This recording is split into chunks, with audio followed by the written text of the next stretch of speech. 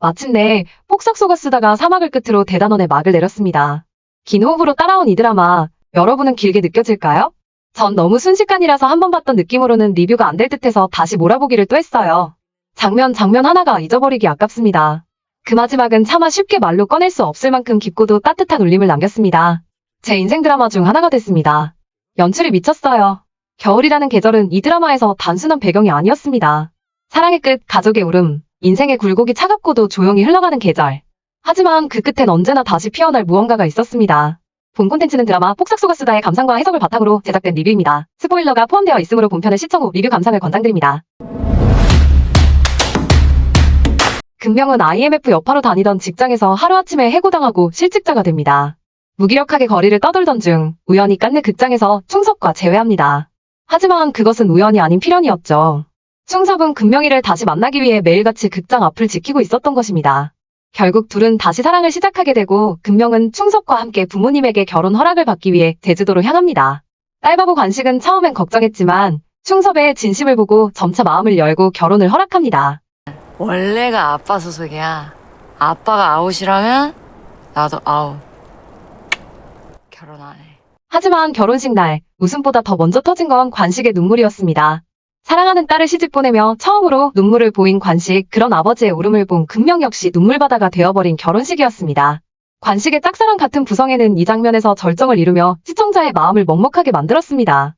이 장면은 연출적으로도 큰 울림을 줍니다. 관식이 눈에는 금명이의 어린아이 모습으로만 보이는 부분, 섬세하게 감정을 끌어올립니다. 감정을 자극하는 클리셰 같으면서도 전혀 진부하지 않은 마무리, 역시 폭삭은 마지막까지 감각적입니다. 금명과 충섭의 결혼식이 끝난 후 이번엔 은명이에게 시련이 닥칩니다. 은명의 친구 철용이 사기 사건을 저지르고 도주하고 그 죄를 은명이 모두 뒤집어쓰게 됩니다. 평소에도 사고뭉치 같고 철없는 막내였던 은명이지만 아픈 손가락일수록 더 아픈 법. 관식과 애수는 결국 이 아이도 자식이라는 사실 앞에 모든 것을 내려놓습니다. 관식은 20년 넘게 가족을 먹여 살린 생계의 어선을 팔아 은명의 합의금을 마련합니다. 애수는 금명을 위해 추억이 깃든 친정집을 팔았던 기억을 떠올리며 마음 아파하죠. 그걸 지켜본 은명 역시 부모님의 희생을 느끼고 큰 충격을 받습니다.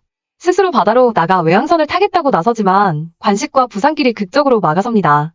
돌아온 은명을 품에 안은 애수는 모두 자신의 탓이라며 오열합니다. 이 장면은 가족의 희생과 용서, 그리고 세대 간의 사랑을 가장 극적으로 보여주는 명장면 중 하나입니다. 관식은 가족의 생계를 위해 무리하게 식당을 열었다가 초반엔 실패의 위기를 맞지만 우리의 제주도가 관광지로 변모를 거치며 조금씩 식당 사정이 좋아지려는 찰나 또 한 번의 복이 굴러들어옵니다. 과거의 바다에 투신하려던 정미인이 관식에게 생명의 은혜를 갚기 위해 방송으로 가게를 홍보하며 재기에 성공합니다. 김성경은 과거 관식이 구해준 사람이었고 이후 유명 배우가 되어 관식을 찾아온 것이었죠. 이 부분에서 관식이가 정미인을 구해준 사건으로 군수가 알게 되었고 애순이가 최초 여성 계장이 되던 날 직접 와서 군수가 축하해 주었고 이걸 학시 아저씨가 침술이 난 장면이 떠오릅니다. 사람은 역시 베풀고 살아야 한다는 점을 한 번 더 일깨워주는 장면입니다. 관식의 무릎 통증은 드라마 초반의 복선이 결국 혈액암 말기 판정을 받고 항암 치료에도 호전되지 않아 퇴원합니다. 퇴원하기 전 금명이와 병실에서 아침까지 수다를 떠는 장면은 관식이가 금명이와의 마지막 깊은 대화를 하는 듯 웃고 울며 관식이의 마음을 딸에게 하나씩 남겨줍니다. 죽음을 앞두고도 가족에게 걱정을 끼치지 않기 위해 묵묵히 일상을 살아가던 관식. 그의 마지막 소원은 애순이의 꿈인 시인을 이루어주는 것이었습니다. 관식은 생전에 대학, 육지에서 살기, 시인 되기 중 하나는 꼭 이루게 해주겠다고 약속했고 애순은 마침내 시집을 내며 시인으로 등단합니다. 그리고 시집 제목은 바로 폭삭 속아 쓰다. 이로써 작품의 제목과 인물의 삶이 하나로 연결되며 깊은 감동을 줍니다. 관식이 떠난 후 애순은 묘소를 찾고 버스에 오릅니다. 옆자리 청년에게 말을 건네는 장면이 나오는데 이 청년이 동명이의 환생이 아닐까 하는 추측을 자아냅니다. 그렇게 이별은 끝이 아닌 새로운 시작을 예고합니다. 조연출 배우들의 역할이 없었으면 미완성 드라마가 아닐까 싶습니다. 든든한 우리들의 이모들. 애순이의 든든한 지원군이자 멘토이며 동료 같은 분들이었습니다. 학시 부산길의 빌런 캐릭터는 관식과 애순의 끈끈함이 더 돋보이게 만든 것 같습니다. 그리고 자신이 잘못한 것들을 반성하며 점점 관식이의 식구들과 하나가 되어갑니다. 비록 이혼하게 되지만 그 역시 외롭지 않은 노년을 맞이합니다. 이 작품의 진정한 메시지는 죽음이 끝이 아니라는 것입니다. 엄마 광래가 환생에 애순의 시집을 출간한 것처럼 누군가는 떠나도 또 다른 모습으로 남아있음을 보여주었죠.